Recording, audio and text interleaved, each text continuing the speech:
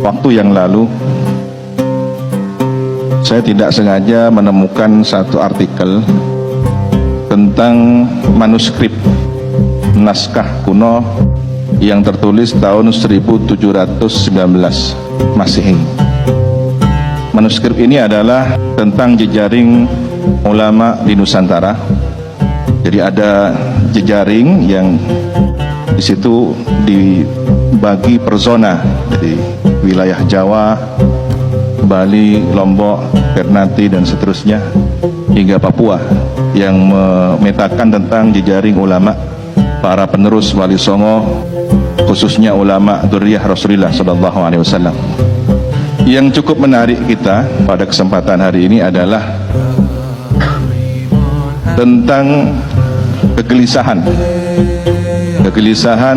penulis manuskrip tersebut dengan berulang kali menyebut nama Sunan Giri, nasihat Sunan Giri, nasihat Sunan Giri. Bagaimana seharusnya kita menjaga sejarah tentang jasa ulama yang secara khusus disebut keturunan baginda Nabi Muhammad SAW, penerus perjuangan Wali Songo. Di sini kami dapat membaca bahwa jejaring itu sudah terbangun sejak lama, yang kemudian dikokohkan, dilanjutkan kembali di era Hadratus Syekh Kiai Hasyim Asy'ari. Apa yang menarik dari manuskrip tersebut? Tentang, boleh dikata, kong kali kong atau konspirasi antara neo-feudalisme dengan kolonial waktu itu untuk menghapus sejarah perjuangan para ulama pewaris perjuangan Wali Songo dzurriyyah Rasulullah. Seakan kejayaan teritorial Nusantara ini tanpa ada jasa mereka. Nah, kalau kita pernah dan sering mendengar slogan jas merah, ya, kita punya jas hijau. Jangan sekali-kali melupakan jasa ulama, sejarah ulama. Nah, ini yang harus terus dikawal oleh Nahdlatul Ulama. Dan boleh jadi konspirasi itu dalam bentuk yang lain di masa-masa yang akan datang, yang pada akhirnya kita harus mengkhawatirkan tidak menjadi tuan di tanah sendiri. Wal'iyadzubillah, semoga terhindar dari hal tersebut. Dan ujung tombaknya sekali lagi harus kita sebagai penerus, pelanjut dan pengkhidmah perjuangan para ulama tersebut. Oleh karena itu, apa yang menjadi pesan nasihat Sayyidul Jadd almarhum Al-Mafullah Kiai Haji Raden As'ad Syamsul Arifin, Kiai As'ad mendengarkan para sesepuh dari ulama berkisah adanya tulisan naskah kuno. Lagi-lagi ini manuskripnya.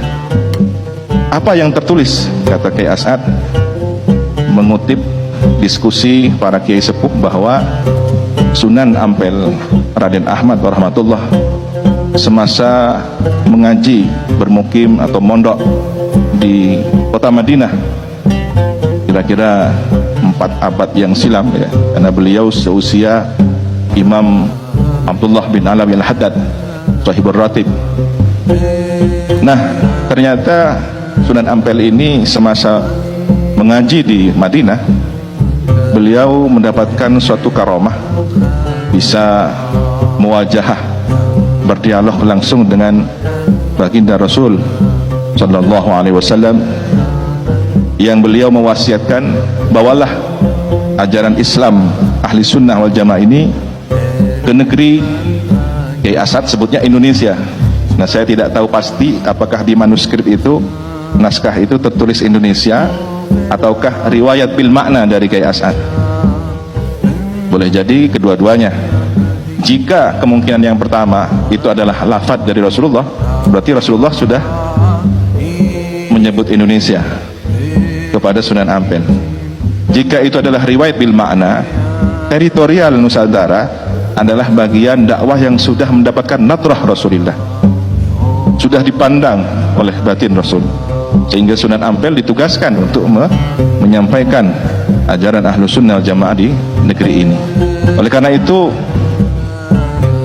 merawat ajaran yang telah disampaikan oleh para sunan, para wali songo ini, hingga diteruskan oleh para ulama, para kiai, tuan guru, hampir di seluruh pelosok negeri ini, adalah amanat baginda Rasulullah SAW. Dan itu tercatat di Keraton Cirebon yang disalin dalam bahasa Sanskerta di Keraton Yogyakarta. Mungkin juga di Leiden atau di beberapa perpustakaan di luar negeri lainnya. Nah, ini yang kita kehilangan akar sejarahnya. Biasanya yang suka mengaku-ngaku bukan pemiliknya. Ikhtitam sebagai penutup bahwa catatan sejarah ini harus diabadikan, didokumentasikan dengan baik. Manuskrip ini harus terawat, ya. Dan di Indonesia masih sedikit tokoh pakar manuskrip, masih sedikit yang serius membidangi tentang persoalan naskah-naskah kuno ini. Alhamdulillah, beberapa pesantren sudah merintis kajian-kajian manuskrip tersebut, karena ternyata tercatat tadi naskah kuno Bali Lombok mencatat peristiwa tentang konspirasi antara kolonial Belanda dengan neo feodalis di zaman itu, tahun 1719. Kenapa kita harus kembali kepada sejarah? Karena akalnya semesta ini adalah sejarah. Kalau kita ingin karakter seseorang mengetahui, kita kan perlu melihat kurikulum vitae-nya.